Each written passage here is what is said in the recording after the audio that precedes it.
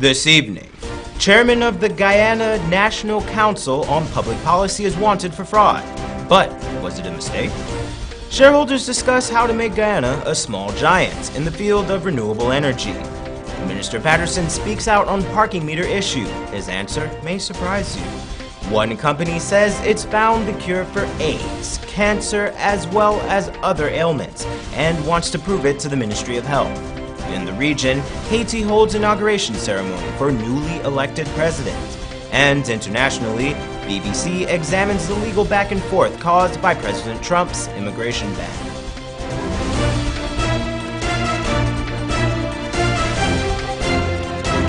From Safe TV headquarters in South Rival Gardens, this is Safe TV Headline News with George Gonzalez. Headline News is now being streamed live on our YouTube channel, as well as our website, safetvguyana.com. Join us.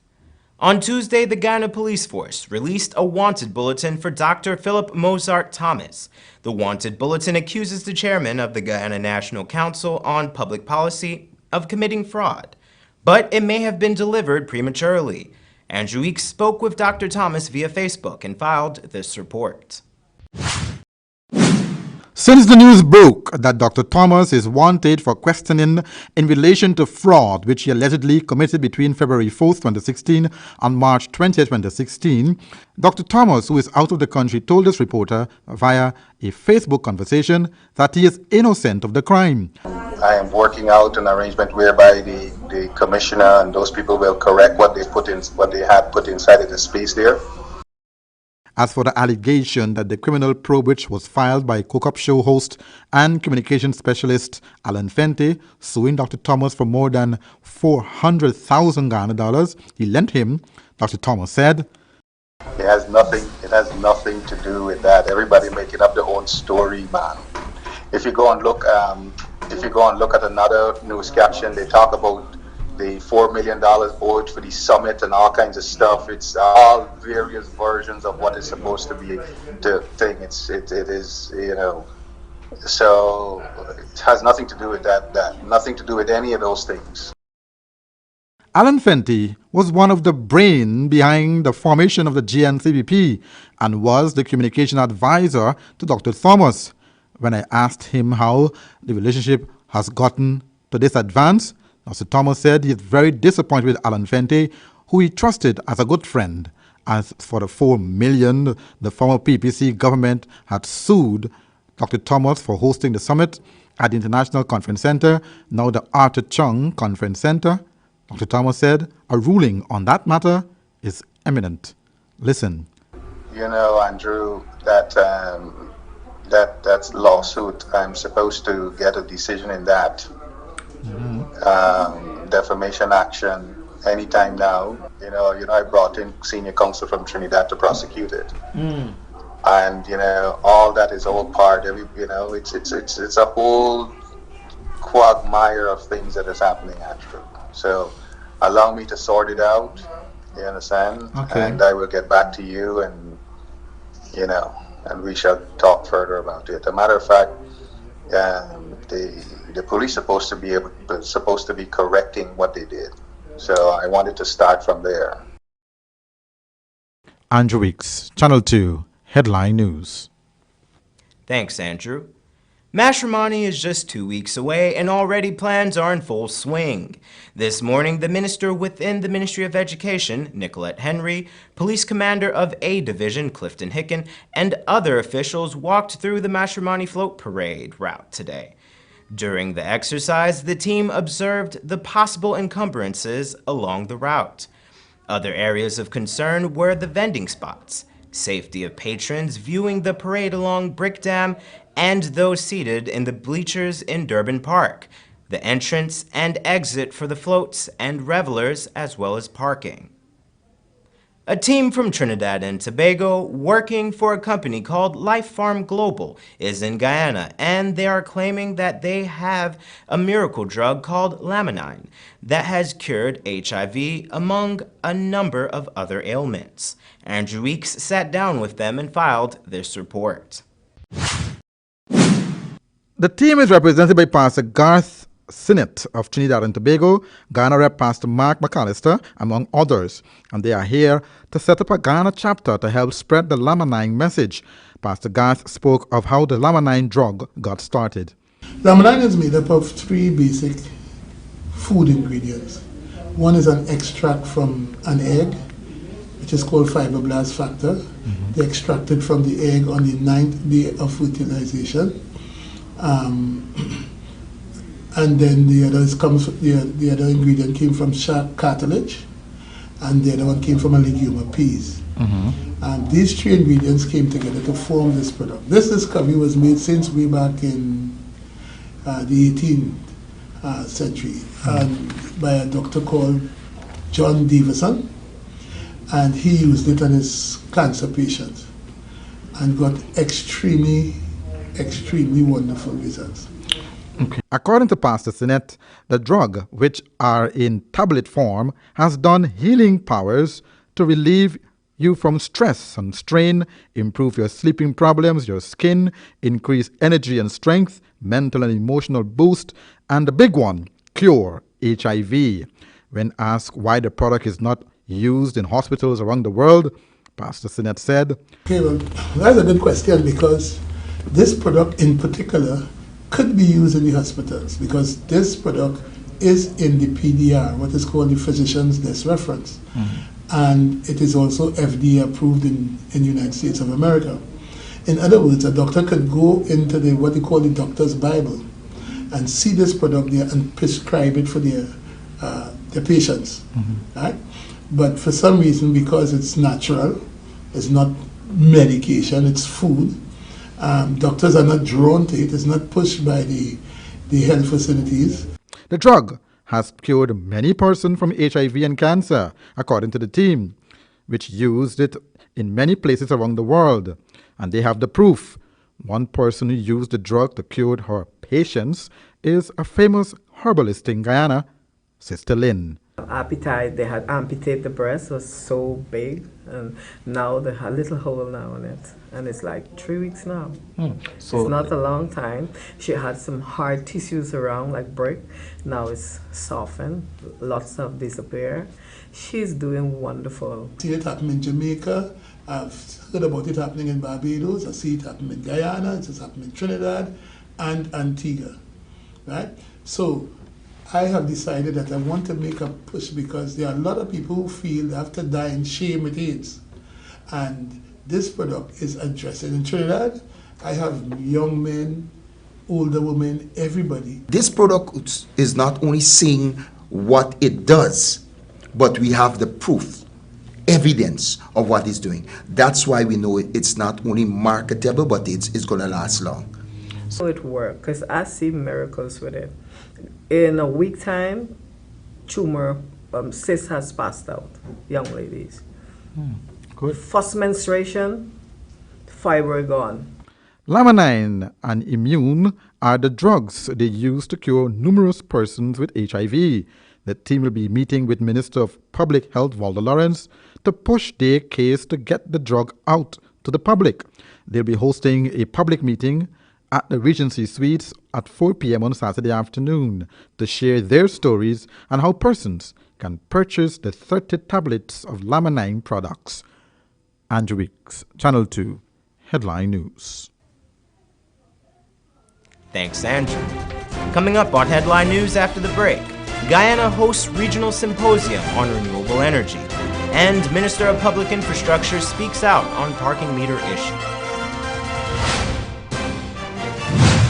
Sometimes there's just too much information to keep up with when you're pregnant. What you should and should not eat, what kind of exercise is right for you, how to handle mood changes, even how to determine when it's time for delivery. Don't let your pregnancy be a burden. Watch The Baby Story on Safe TV Channel 2 every weekday from 9 a.m. to 10 a.m. Now you can know all you need to know from conception to delivery when you watch The Baby Story on Safe TV Channel 2.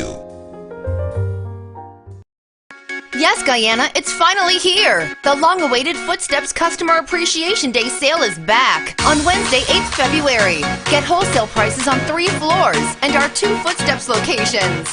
Yes, no discount card needed to get great savings. It's Footsteps Customer Appreciation Day sale on Wednesday, 8th February. Footsteps, bringing it all together. Need a ride around town and beyond? Look no further than Oasis Ride Taxi Service. With affordable prices and some of the best drivers in the business, we've been delivering prompt and reliable service to Guyana for over 16 years. We also offer tours, chauffeur service, and even car rentals. You can call us at 231-5554 or 225-5496. For deals, specials, and more information, find our page on Facebook. Oasis Ride Taxi Service. Let's go.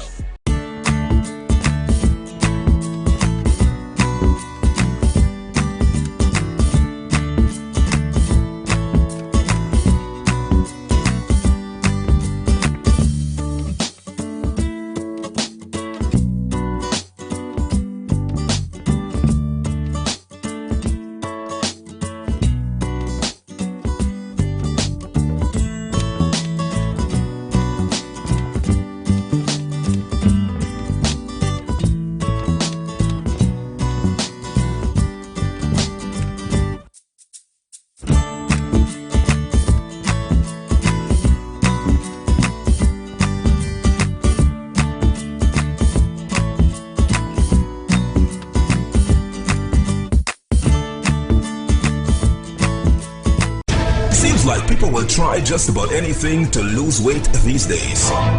But nothing works better than proper dieting and exercise. So if you're guilty of eating the wrong foods, not finding time to exercise, or can't afford a gym, join Safe TV Channel 2 for Body and Spirit. Aerobics workout with Dick Nunez. Hello, I'm Dick Nunez. Welcome to Body and Spirit Aerobics. Weekday mornings from 7 a.m. to 7:30 a.m. Don't hesitate. Act now, because your greatest wealth is your health. This place is really hot. What's wrong with your AC? It's not working. Well, we wouldn't be able to continue this meeting anymore because this place is extremely hot. Wait, please don't go. Here's a company you can call to get your AC fixed. Action Cool. Honey, what's dinner? I had a hard day. I'm sorry you had a hard day, but guess what, babes? I didn't cook today because the stove is not working. Having trouble at home or at the office? Then call the professionals at Action Cool. Our fully trained technical team have the skills and experience in repairs of all air-conditioned units, refrigerators, gas stoves, washing machines, and a whole lot more. For further information, visit us at 86 Hill and Princess Street, Mandela Avenue, Georgetown, or call us on telephone number 225-7867.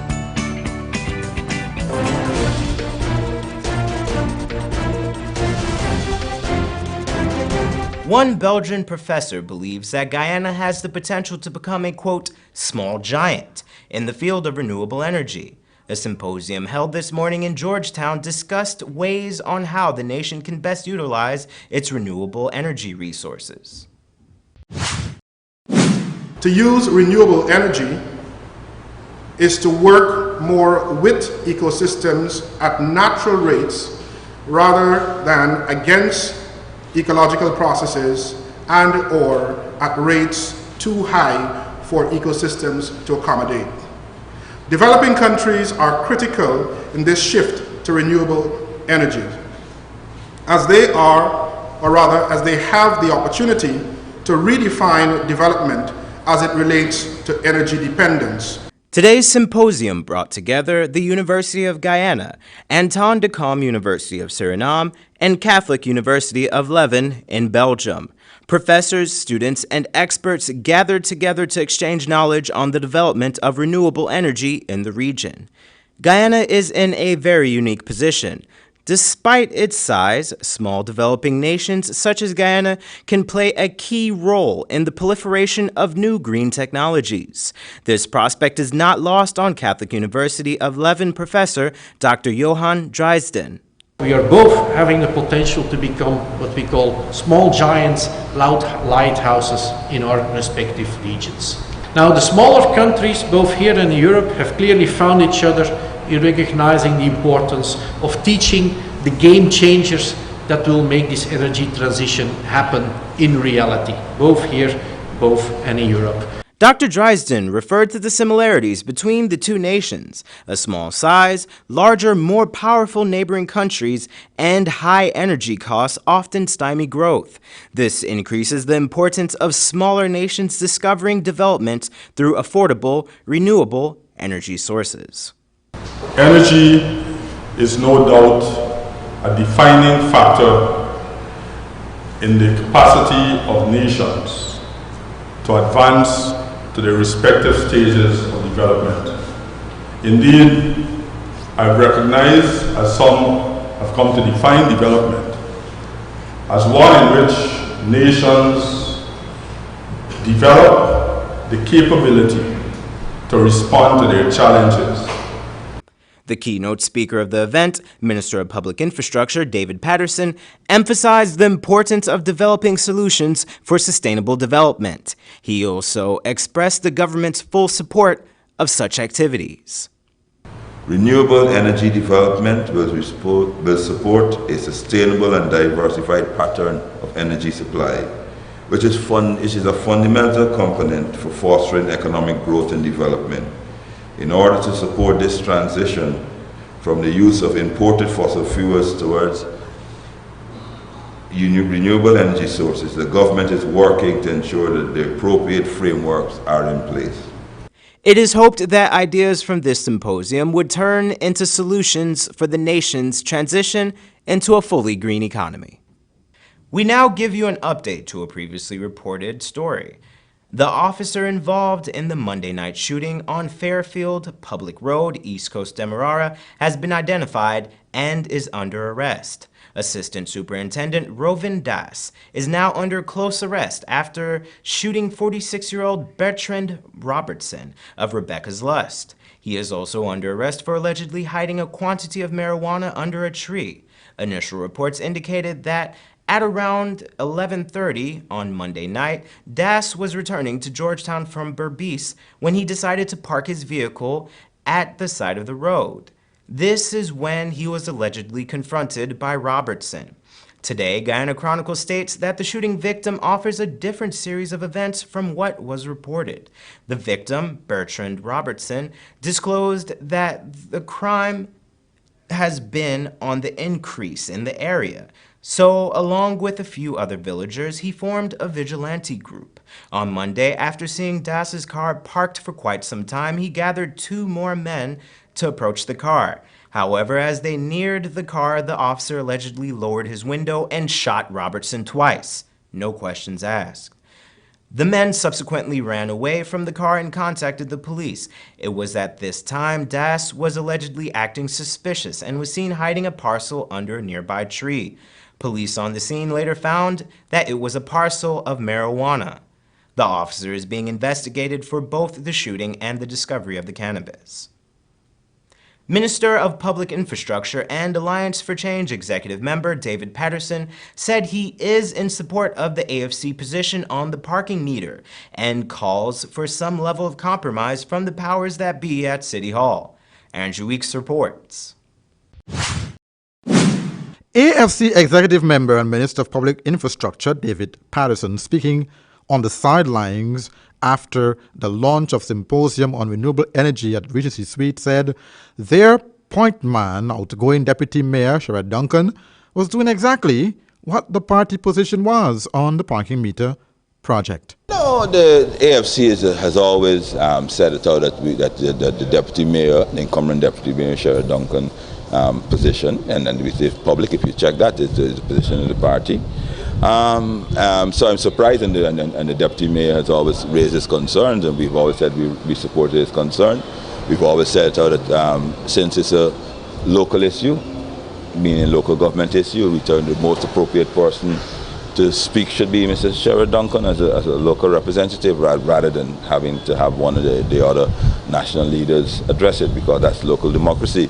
So the statement release is just reiterating, and I think in the statement we reiterated that our position has always been consistent, and Mr. Duncan has always articulated the party's position on the parking meters. When asked should City Hall not come to a compromise on their position for suspension of the parking meter, Minister Patterson said, Well, we do hope that that some level of communication will be we have between City Hall, the public sector, the citizens of Guyana, because at the end of the day, it's the parking meters, parking the city is not is the property of all the citizens in the country.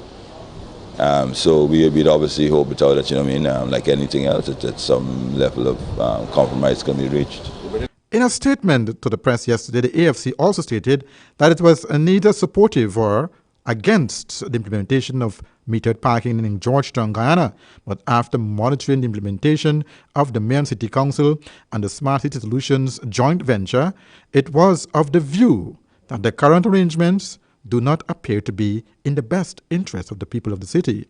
Patterson is confident that the Mayor and City Council will heed the call from the ALC to suspend the parking meter project. Well, I'm pretty sure that, I don't think that, I'm pretty sure that the persons in City Hall will take cognizance of the mood around town. I'm pretty sure that they will obviously have be willing to sit down and talk. I'm pretty confident of that. Headline News contacted Mayor Patricia Chase Green for a response, and she said, David Patterson saying that he's confident that the Mayor and City Council will heed the call from the AFC to suspend the parking meter project. What say you? I have no comments to make on what is happening. But I have no, at present now, I have no comments. Andrew Weeks, Channel 2, Headline News. Thanks, Andrew. On Wednesday, the Movement Against Parking Meters held a press conference at Herdmanson's Lodge. The group stated that legal action is being planned against the parking meter contract. This is even if central government intervenes and lowers the rate. Member of the MAPM, attorney Nadia Sagar, said that, quote, legal action is going to be taken. Things don't happen overnight. There are several entities that are pursuing action through different attorneys, end quote. Although the Guyana government appeared set to intervene by asking City Hall and Smart City Solutions to reduce the fees, MAPM said that would not be enough. Former president of the Georgetown Chamber of Commerce and Industry, Komal Ramnath, states that, quote, what we support is a parking system, and metering is just part of a parking system. And what we have is a parking meter arrangement that was illegally done, end quote. Anti-parking meter organizers claimed that motorists are losing an additional 36 Guyana dollars on every card, in addition to the 14% VAT. They pointed to a review by the Ministry of Finance that had found that the original contract had contained sufficient grounds for it to be revoked, subject to legal implications.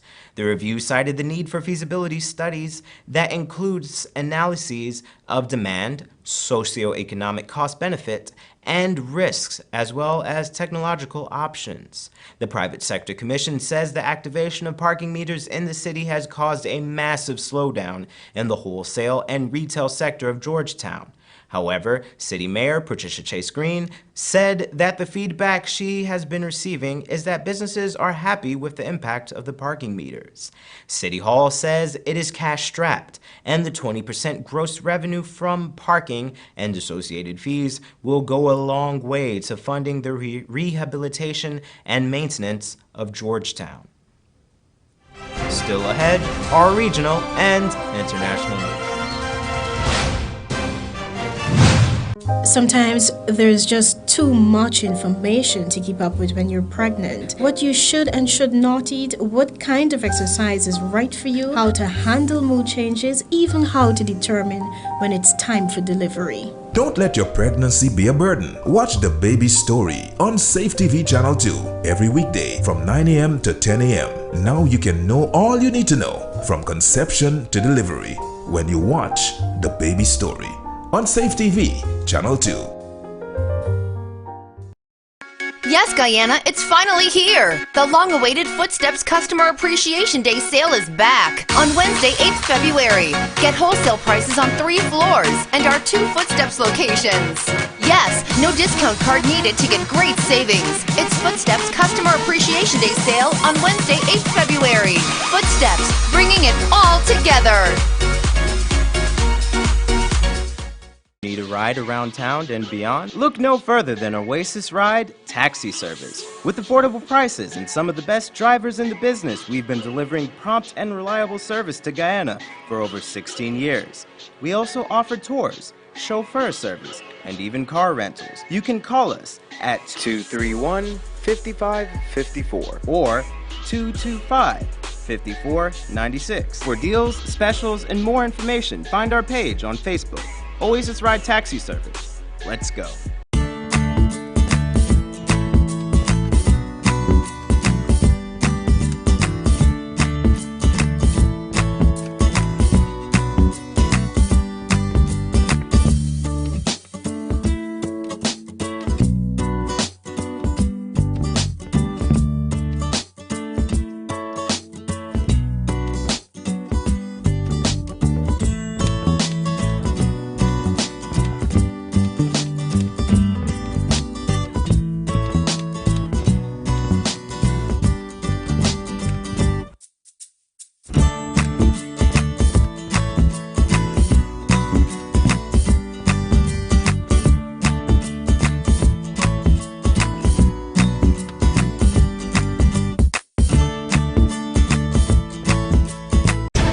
Like people will try just about anything to lose weight these days. But nothing works better than proper dieting and exercise. So if you're guilty of eating the wrong foods, not finding time to exercise, or can't afford a gym, join Safe TV Channel 2 for Body and Spirit. Aerobics workout with Dick Nunez. Hello, I'm Dick Nunez. Welcome to Body and Spirit Aerobics. Weekday mornings from 7 a.m. to 7:30 a.m. Don't hesitate. Act now, because your greatest wealth is your health. This place is really hot. What's wrong with your AC? It's not working. Well, we wouldn't be able to continue this meeting anymore because this place is extremely hot. Wait, please don't go. Here's a company you can call to get your AC fixed. Action Cool. Honey, what's dinner? I had a hard day. I'm sorry you had a hard day, but guess what, babes? I didn't cook today because the stove is not working. Having trouble at home or at the office? Then call the professionals at Action Cool. Our fully trained technical team have the skills and experience in repairs of all air-conditioned units, refrigerators, gas stoves, washing machines, and a whole lot more. For further information, visit us at 86 Hill and Princess Street, Mandela Avenue, Georgetown, or call us on telephone number 225-7867.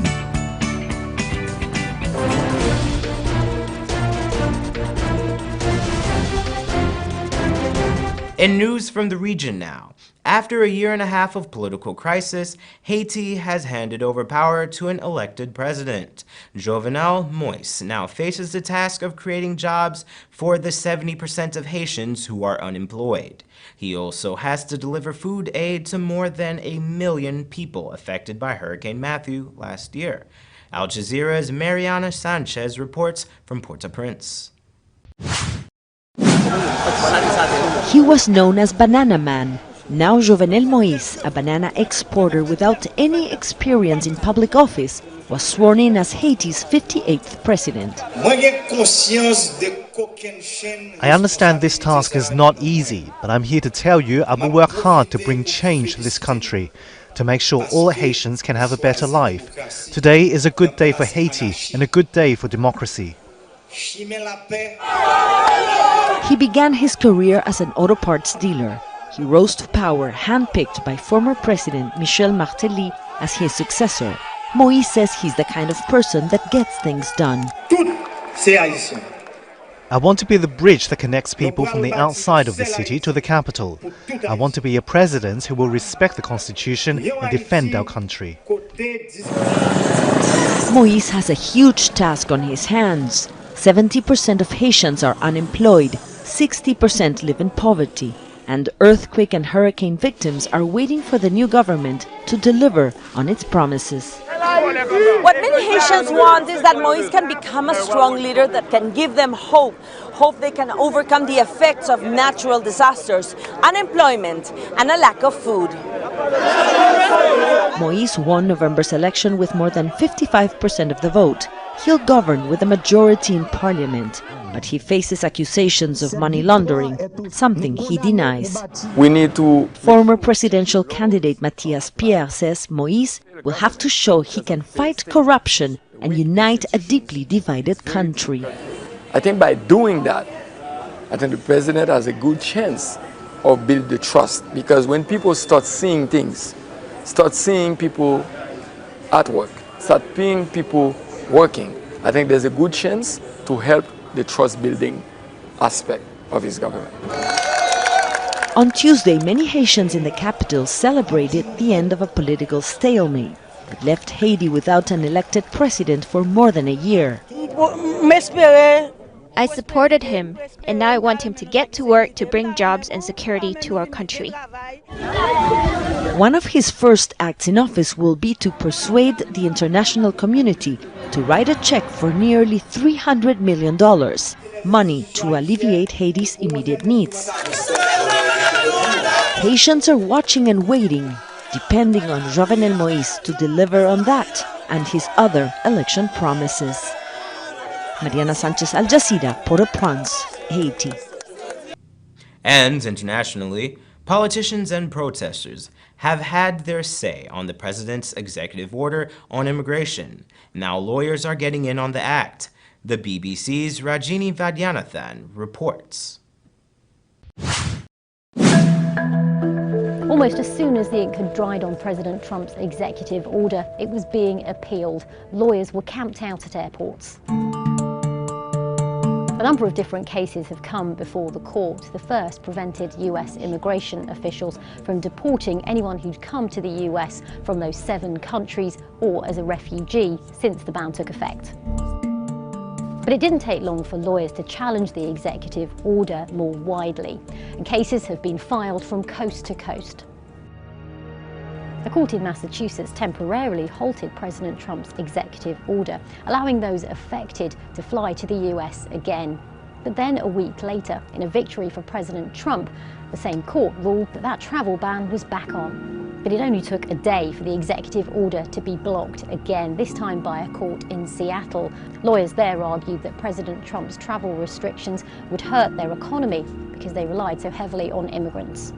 The law is a powerful thing. It has the ability to hold everybody accountable to it, and that includes the President of the United States. President Trump has been tweeting his support for his law, and his administration say they'll fight all these legal challenges.